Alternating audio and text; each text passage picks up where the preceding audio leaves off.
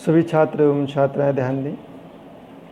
इस वीडियो में हम आपको बता रहे हैं व्हीटस्टोन ब्रिज या व्हीटस्टोन सेतु। इंग्लैंड के प्रोफेसर हुए थे व्हीटस्टोन। उन्होंने 4 प्रतिरोधों को श्रेणी क्रम में जोड़ करके एक विशेष परिपथ तैयार किया था, जिसकी सहायता से किसी अज्ञात चालक तार या अज्ञात प्रतिरोध का प्रतिरोध ज्ञात कर सकते हैं।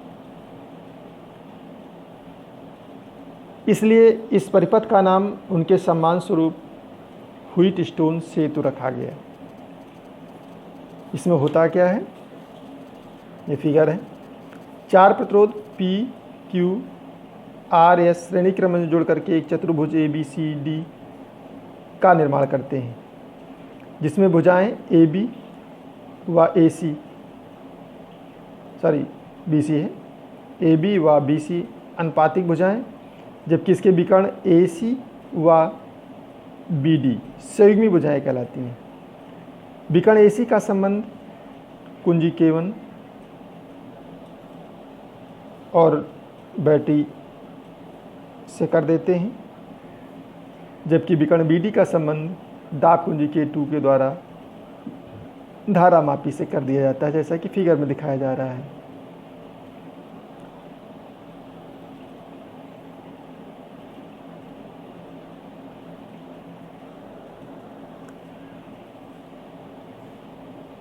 अब हमको देखना है ये सेतु संतुलन में है कि नहीं। संतुलन की कंडीशन होती है P/Q बराबर R/S। अगर सेतु संतुलन में है तो संतुलन की एक विशेष कंडीशन होती है। इसमें प्रतिरोधों को इस प्रकार से समायोजित करते हैं कि कुंजी K2 के दबी होने पर भी धारा मापी में कोई भी विक्षेप प्राप्त ना हो। ये इस प्रकार से पहचानते हैं हम। प्रतिरोधों को इस प्रकार से समायोजित करते हैं कि कुंजी K2 के दबी होने पर भी गैल्वेनोमीटर में कोई भी विक्षेप प्राप्त ना हो। तब कहा जाता है सेतु संतुलन की अवस्था में। संतुलन की अवस्था में अर्थात धारा मापी में कोई विक्षेप प्राप्त नहीं हो रहा है K2 की दबी होने पर, अर्थात BD में कोई भी धारा प्रवाहित नहीं हो रही है। ये धारा बाईपास कर गए, ऐसे इधर से इधर निकल गई और ये इधर से ऐसे निकल गई, तभी इसको सेतु कहा गया है। बीच में धारा नहीं आ रही है, सीधे इधर से इधर निकल गई और इधर से ऐसे आई और ये निकल गई। संतुलन की अवस्था में है अगर यहाँ पर कोई प्रतिरोध भी लगा हो, चूँकि इसमें धारा नहीं जाएगी, और परिपथ संतुलन की अवस्था में है P/Q बराबर R/S मिल रहा है देखने में आपको, तो प्रतिरोध लगा होने पर भी ये प्रतिरोध निष्प्रवाह भी रहेगा। क्यों? क्योंकि विकर्ण BD में कोई भी धारा प्रवाहित नहीं हो रही है। प्रतिरोध तभी प्रभावी होता है जबकि उसमें धारा प्रवाहित हो रही होती है। अब आइए देखिए इसकी सूत्र की भी उत्पत्ति कर लेते हैं। सूत्र की भी उत्पत्ति कैसे होगी, ये बंद पास दिखाया गया है ABDA। इस बंद पास में हम क्लॉकवाइज घूम रहे हैं ऐसे, तो हमारे देखिए A से B की तरफ गए तो किरचॉफ का द्वितीय नियम लगाते हैं। इसमें द्वितीय नियम क्या है, किसी विद्युत परिपथ के किसी बंद पास के विभिन्न खंडों में प्रवाहित होने वाली धाराएं और संगत प्रतिरोधों के गुणनफल का बीजगणितीय योग उस पास में लगे समस्त विद्युत वाहक बलों के बीजगणितीय योग के बराबर होता है। तो पहले प्रतिरोधों और धाराओं के गुणनफल का बीजगणितीय योग निकालते हैं। तो ये प्रतिरोध P है, धारा इसमें आई, धारा हमारे चलने की दिशा में पड़े इसलिए प्लस, तो PI1, ये PI1 लिखा गया है, आप देख सकते हैं PI1 या P/I1 कह सकते हैं। आगे आते हैं, इसमें धारा नहीं जा रही विकर्ण BD में K2 दबी होने पर भी, या कह सकते हैं प्रतिरोध नहीं लगा भी हो तो इसमें धारा नहीं जाएगी, वो निष्प्रवाह भी रहेगा, ये समझिए। अब हम इधर से इधर की तरफ जा रहे हैं, D से A की तरफ, लेकिन धारा किधर की तरफ आ रही है, A से D की तरफ, इसलिए I2 का मान निगेटिव हो गया। तो -I2 × R, इनको जोड़ देते हैं तो ये आ गया PI1 -I2 × R बराबर। देखते हैं इस पास में कितने विद्युत वाहक बल लगे, उनका बीजगणितीय योग देखना है।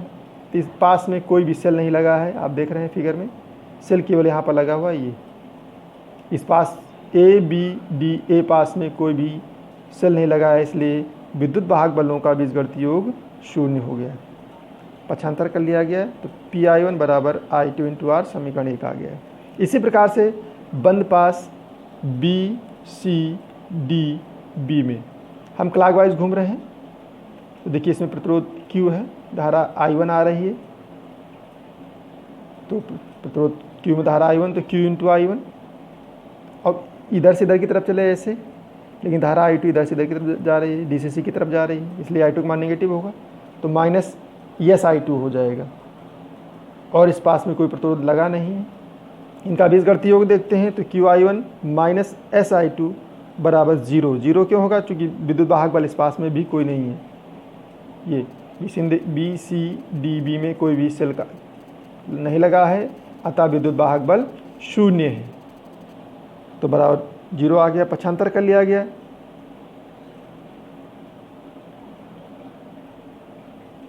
तो QI1 बराबर SI2, समीकरण आपका आ गया 2। समीकरण 1 में समीकरण 2 का भाग दे दिया, P/Q बराबर R/S। ये इसका संतुलन का समीकरण है या फार्मूला है। आप चेक करेंगे किसी भी परिपथ को अगर आपको इस तरह से कोई परिपथ दिखता है तो सबसे पहले देखना होता है ये ब्रिज है तो संतुलन की अवस्था में तो है कि नहीं। अगर संतुलन की अवस्था में है तो फिर ये अगर इस BD में कोई प्रतिरोध लगा होगा तो उसको आप छोड़ देंगे, ना श्रेणी क्रम में रखेंगे ना उसको समांतर क्रम में रखेंगे, वो निष्प्रभावी रहेगा क्योंकि उसमें करंट नहीं जाएगी, इस वजह से निष्प्रभावी होगा। एक बात बिल्कुल गांठ बांध लीजिए कि जब तक प्रतिरोध में धारा प्रवाहित नहीं हो रही है तब तक वो निष्प्रभावी रहेगा, उसका कोई मान नहीं है, उसका वहाँ पर कोई कार्य नहीं है।